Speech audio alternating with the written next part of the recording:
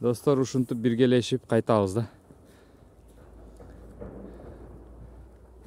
Койлор менен турпоктор артымдан келип үйгө кайтып атабыз. Бүгүн 23 ноябрь саат 11:30. Погодабыз аба ырайы -9, -8, -5 ар кандай болуп атат. Түнү менен -12 болду. Ошол достор. Кайтып атам буюрса үйгө. Азыр бүгүн бир аз иштер бар үйдө. Ошол иштерди кылыш керек. Бир аз эмес, эми айылда жүрсөңүздөр бир топ эле иш болот. Ар кандай жумуштар кичинекей болуп калтырып коебуз, ал топтолуп андайлар көп. Ошолорду баарын топтоп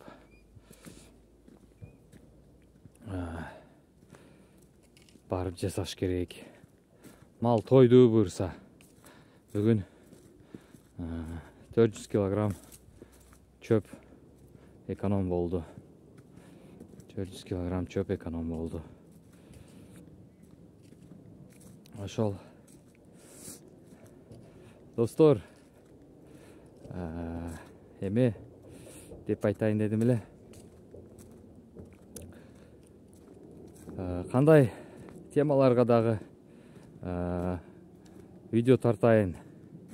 Мен айылдан чыга албайм. Үйлөрдү барып көрсөт десеңиздер, азыр малчым жок. Малыш келип калса буюрса, мына жакын ортодо келем деген. Буюрса, көп жерлерди барып тартып келем, үйлөрдү.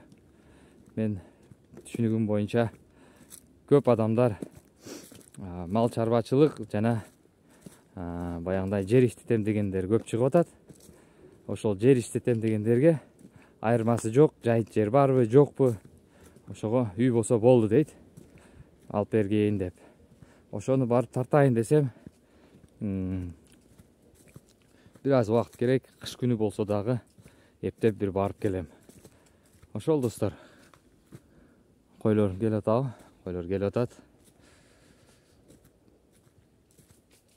Мен алдыга түшүп алган себебим, могу жерде алдыңда эмне бар, кандай мал бар, кимдин малы бар, кою бар көрүнбөйт да. Ошо могу жерге чейин мына токойдун ичинен чыгып алышым үчүн алдына басып алам. Себеп могу жерде бияктын тургундары кээ бирки өзгөчөлүгү менен адамдар бар. Малдарыны жөн эле жайып коет, карабай эле. Аралашып кетсе корком. Анан бирөө мал аралашып кетсе, аны бөлүш керек. Бөлүш өзүнчө бир азап. Себеп булардын малдары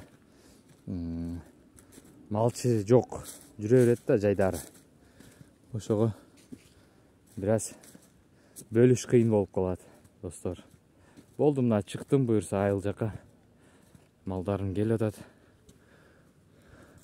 Арттан көрүнүп алса керек. Ошол достор. Кандай эмелерди тартайын дагы бир айтериңиздер, ошого карап комментарийга жазыңыздар. Видеону көрүп туруп лайк басыңыздар. Көрбөй туруп лайк бассаңыздар эсепке кирбейт. Анан группаларга таратып коюңуздар, достор.